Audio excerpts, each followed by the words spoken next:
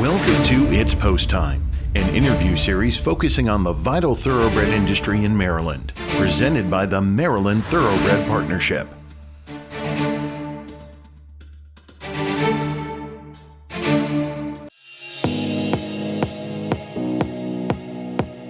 Hi, everybody. This is David Nevins for City Biz, and welcome to our program today. And our guest is Gabby Gaudet. Gabby, welcome. Thank you. It's a pleasure to be here. It's our pleasure indeed. And Gabby is the Director of Communications at Keeneland. So, Gabby, just for maybe we have a couple of viewers who are unfamiliar with Keeneland, bring us up to date. I'm not trying to be biased, but it's one of the best racetracks in the world. No, and I say that coming from Maryland as well, but Keeneland is just a very special place. It's not only a racetrack, but it's also a sales company. So if you look at some of the most successful horses in the world, most of them have come through this sales pavilion, either as yearlings or any age of racehorse. We sell all different types of racehorses. It's really the place to sell and buy horses around the globe.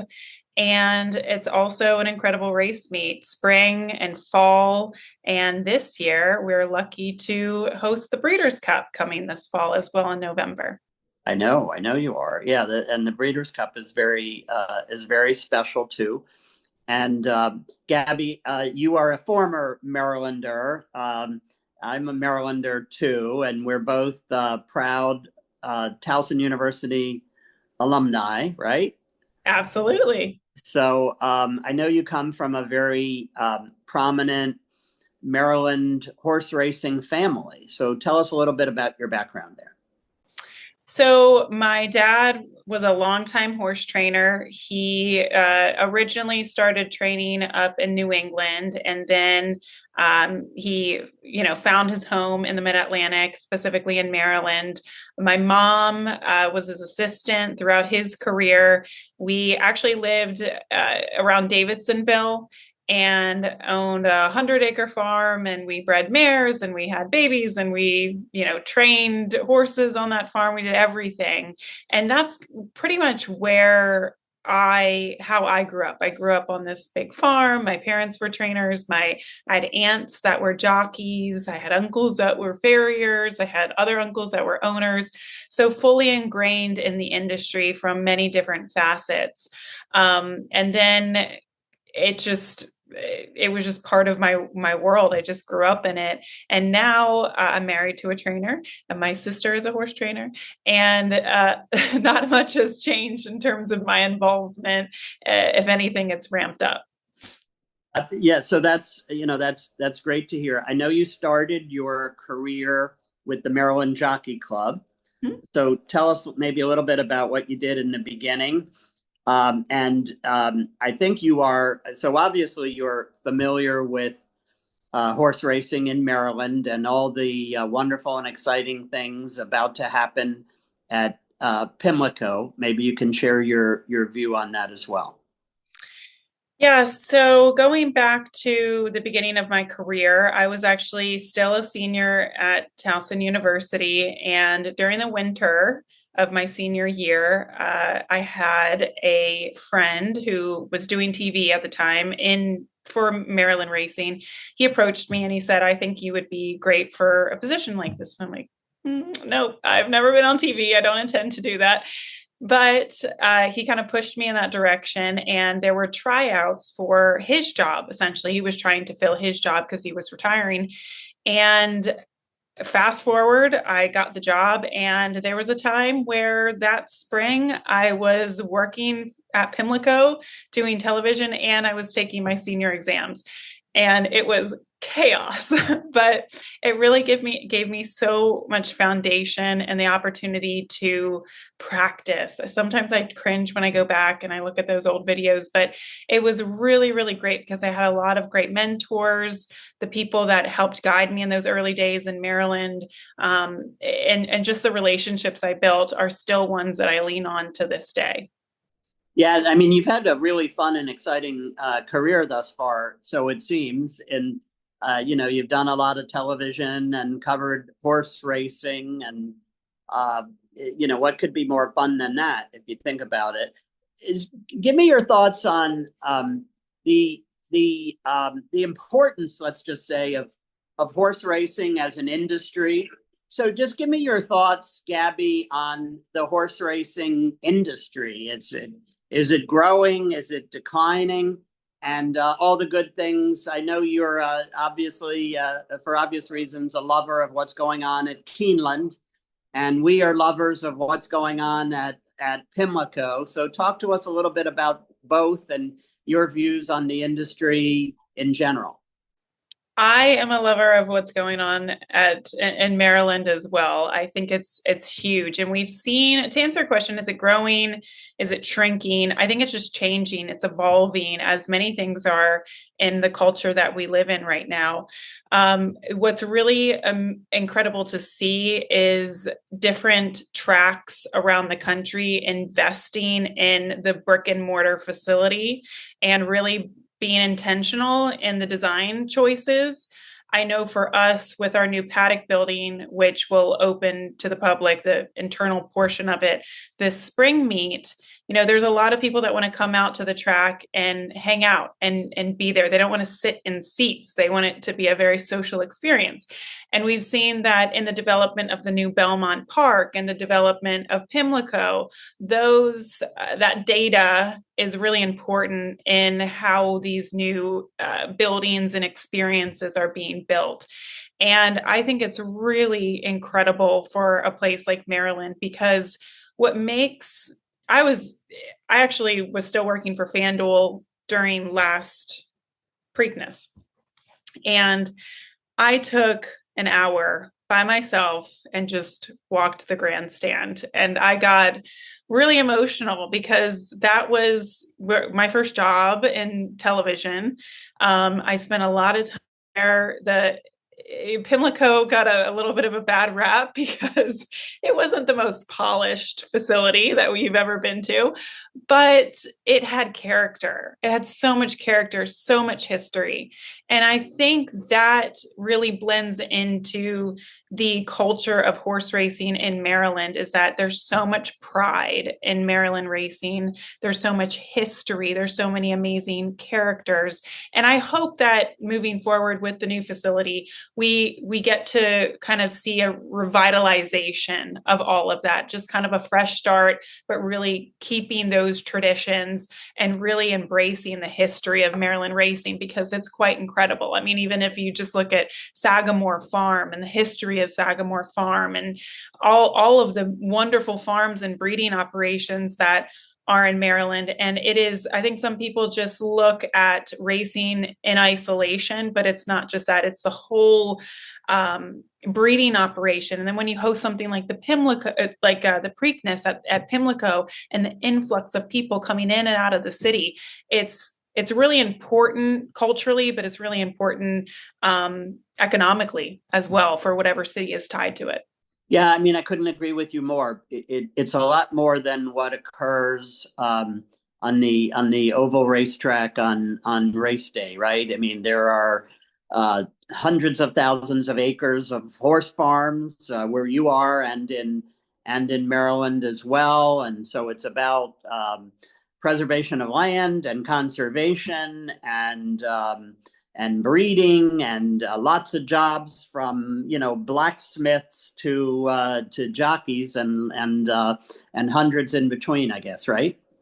Absolutely, yeah, and it's so important to keep those things in mind. So there's just so many jobs that are tied to it. Like even here at Keeneland, we had a record September sale, and what happens there is you get the breeders that have success at the sale. They take that money, they invest it in the farm. They're buying new tractors, they're putting up new fences. That has an impact on the local economy as well. And it's just kind of this, trickle down effect. It's bigger than just, horses on the oval, but we also love that part of it as well. That's why we do it. Yeah, Gabby, let me ask you this. Given your background also at FanDuel, I think one of the things that the horse racing industry is figuring out and going through. FanDuel is not just about horse racing. Obviously, it's lots of different sports. And how does horse racing rise to the top in terms of gaining interest among young people in particular? Do you have any thoughts on that? I think we're doing a lot in that space, and every every sport has its moment, and sometimes the reverse of that as well. But what's incredible is that in this new role and connecting with other entities within racing, there is a huge demand for the younger generation between 25 to 35 year olds. Let's just say that demographic. They are very actively pursuing coming out and experiencing racing. They're consuming certain content that's out there in social media. I think that's really important as well. And one other thing that I've kind of noticed, and it's always been there, but you get athletes, either retired or still playing, professional athletes, say Alex Bregman, he's in the MLB. You get Jason Worth. You get Eric Johnson, who, was a former NHL player, won a Stanley Cup. You get all of these incredible people that just gravitate towards horse racing. And I think it's because of what it can provide. It's the thrill of victory and, the agony of defeat. And it's these polarizing feelings that you can experience, whether you're an owner, a trainer, a jockey, or just a fan coming out. And another thing too, what I've found as well, I think this is another push to get people out to the track, is that tracks have become more family oriented. I think families are like Churchill Downs. They have so many activities for families to bring their kids out. I know we have, trackside tours in the morning where families can bring their kids out and pet ponies. So I think that's all really important. You don't just want to focus on your 25 to 35 year olds. You also want to focus on your core audience, your families, their kids. Cause I know my best, I have some amazing memories going out to the track as kids. And you find that people who stick with the sport is because of those early experiences. They went out to the track with their parents, or their uncle brought them out to the track one day, or something like that. So to be able as an industry to create those experiences for families, I think is really important. Yeah, that's very well put, Gabby. Given we only have a minute or two left, but given your background in horse racing and your family background, and you kind of grew up with it, give me like one or two thoughts that what would you like the general public to know? Some like behind the scenes stuff in terms of a day in the life of a horse or a trainer or a jockey, something that we wouldn't really otherwise be privy to. It's a great question. I could probably take it so many different directions. I think number one, it's so much fun. It's so much fun to be involved in this sport. And it's like, sometimes I just joke, it's like one big family. And I know it's a competition at the end of the day, but you're pulling for people, you're rooting for friends, and it's just a lot of fun to come out here and experience it with friends and family. It's definitely a community driven type of sport. And then I would say another thing is that we're always keeping the horse as the priority. And when you really start to unpack that, we have an equine safety team here that is using AI and advanced technology to make sure that all of these horses are extremely healthy and sound when they're running. They're working with trainers who want to do right by the horse.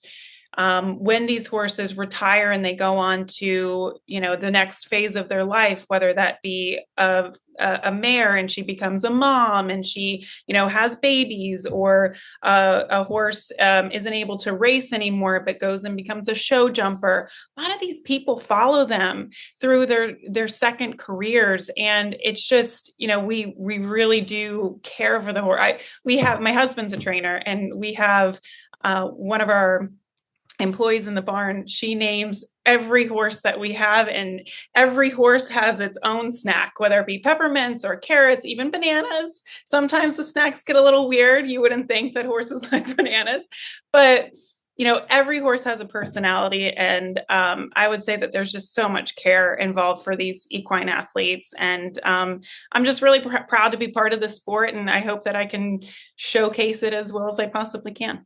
That's a great answer, Gabby, and good luck to you and all the good things you're working on, and thank you so much for your time. Yeah, thank you so much for having me on. We are both, as mentioned, proud Tigers from Towson University, and you're a former Marylander and working as the director of communications at Keeneland now, and but also watching and I think rooting for all the upcoming improvements, significant improvements to Pimlico and the fun of the Preakness and all the great things that the state of Maryland is working on with regard to horse racing as well. Oh, I can't wait. I cannot wait to see what happens in Maryland. And I'm actually very excited to attend. You'll be there, I have no doubt. Gabby Gaudet, thank you so much for your time. This is David Nevins for City Biz, and thank you for watching.